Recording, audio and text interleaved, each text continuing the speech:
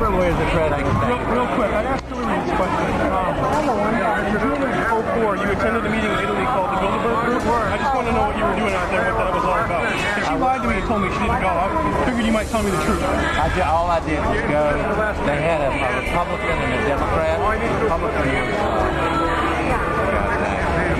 I gave like a 20-minute talk on the presidential election. Did it have anything to do with being John Kerry's running mate? Did you talk about that at all? No, because I wasn't his running mate. Okay. I happened to be in Europe then on my way to Russia. I was invited to go to Bilderberg by Vernon Jordan, a friend of mine and a genuine hero of the civil rights movement. And to the best of my knowledge, NAFTA was not discussed by anybody in my presence. Documents released by the group in 2001 revealed that in September of 1955, the group met in Germany and covertly outlined the idea of a European Union. Section E, European Unity, discusses the general support for European integration and unification, and the idea to unify Germany once again with the rest of Europe under a common marketplace.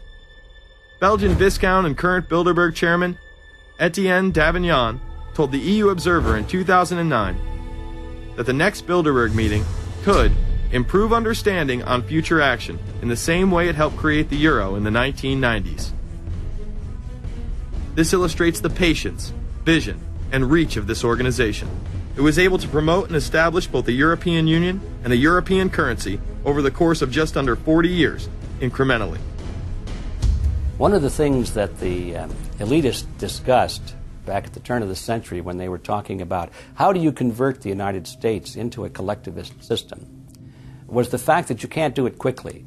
You have to let people get used to it incrementally, because any major change would be rejected. The 1957 Conference of Rome, where the Common Market Treaty, providing for free trade in all products, was at last signed. 6 nations, France, Germany, Italy, Belgium, Holland, and Luxembourg, agreed to remove all mutual barriers to trade within 12 to 15 years, the embryo of a political union which they proclaimed to be their ultimate objective. In that fashion, it's possible for people to get used to this process and even to think it's a good thing. People will accept the gradual growth of government, the gradual loss of their purchasing power. They'll accept almost anything if it's done gradually, and we have to be very alert to that. 2008 and 2009 attendees include World Bank President Robert Zoellick, Treasury Secretary Timothy Geithner, former head of British Secret Intelligence Richard Dearlove, Donald Graham, CEO of the Washington Post, CNN host and author of The Post-American World, Fareed Zakaria, and many other giants of business, politics, and media. You just came back from meeting with the Bilderberg Group. The Bilderberg Group are, when people who are conspiracy theory people, they send me mail, it's usually about the Bilderberg Group. And I get these books on my front door, which I'm uncomfortable with. And it's all about the Bilderberg, like they're the modern day Illuminati. Are you a member of the Bilderberg Group? I don't think we're supposed to talk about this. Many have identified them as the kingmakers, the puppet masters that pull the strings behind the scenes. Perhaps there is no better example of this than what occurred during the 2008 the press corps into staying on the plane as it took off from Washington. He was whisked away to an undisclosed location. Obama was supposed to fly home. He'd been here in Virginia. He was supposed to fly home out of Dulles, as you know, outside Washington, D.C. The press corps was waiting for him on the plane, and the pilot announced that they were leaving, and Barack Obama was not on the plane. Presumptive nominees in the past has always been that they have at least a press pool with them at all times. Is there a reason why we didn't go with him in the motorcade all the way? This is what we're out here for. Now we're on this plane with no candidate. Again, I understand. There was a desire to do these meetings, obviously, in private. The press then began to report that Obama and Hillary were meeting secretly in her home. Well, we continue to follow our breaking news. Barack Obama, Hillary Clinton meeting tonight at her house in Washington, D.C. However, it was later revealed that they never actually met at Clinton's home. And we're following this breaking story. Candy Crowley, we understand, has new information. Candy, what have you learned? We are hearing actually from Chris Welch, who is our embed with the Obama campaign. Those are the people that took off without Obama and went to Chicago. The spokesman there is in fact confirming that the meeting did take place. They're talking in past tense now, but saying that the meeting did not take place at the Clintons' house. It took place at this point at some place, I don't know where, some undisclosed place in Washington, D.C., not at Hillary Clinton's house. Remember, Gibbs mentioned that Obama had a desire to have several meetings, not just one. Is there more than one meeting? Is there more than one person with whom I'm not going to get into all the details of the meetings. I don't know that I've got a ton more different answers for all of your questions. The truth of the matter is that Bilderberg just happened to be in the neighborhood at the time. They were holding their annual meeting just down the road in Chantilly, Virginia. What are the chances? What's interesting and dangerous about the New World Order is that it's not a natural progressing idea. It's just not civilization naturally evolving and organizing into this system. It's the group of extremely powerful people that are manipulating the system to get it to this scenes without anybody's knowledge. You have to ask yourself, if there isn't an agenda going on to keep those organizations quiet and to keep them out of the news, to keep the discussions about them behind closed doors, then why is it that these supposed experts on the left and on the right never talk about them? This has been a condensed history of the globalist organizations and their rise to power. But is there a reason they meet behind closed doors? A shadow world government has been mentioned. But to truly understand what that means, let's go back to this iconic warning from President Dwight D. Eisenhower. Progress toward these noble goals is persistently threatened by the conflict now engulfing the world.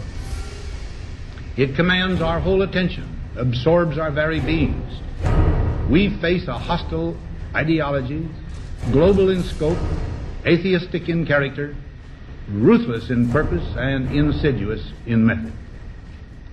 Unhappily, the danger it poses promises to be of indefinite duration. The need to maintain balance in and among national programs. Balance between the private and the public economy. Balance between the cost and hoped for advantages. Balance between the clearly necessary and the comfortably desirable. We have been compelled to create a permanent armaments industry of vast proportions. We annually spend on military security alone more than the net income of all United States corporations.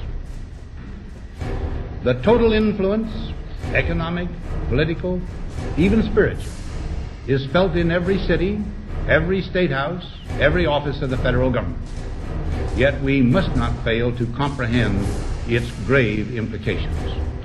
Our toil, resources, and livelihood are all involved. So is the very structure of our society. In the councils of government, we must guard against the acquisition of unwarranted influence, whether sought or unsought, by the military-industrial complex. The potential for the disastrous rise of misplaced power exists and will persist. America went into a major mobilization, revived its defense industries, and we saw the civilian economy of America more and more skewed through the 50s.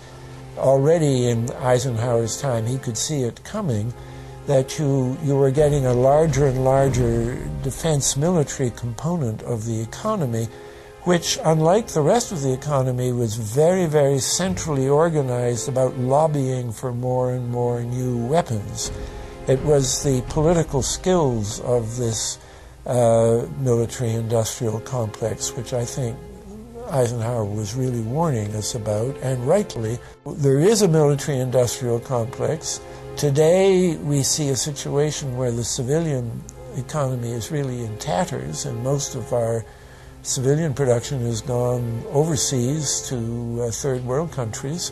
What do we export? Our biggest export practically is garbage, but apart from garbage, we export military equipment.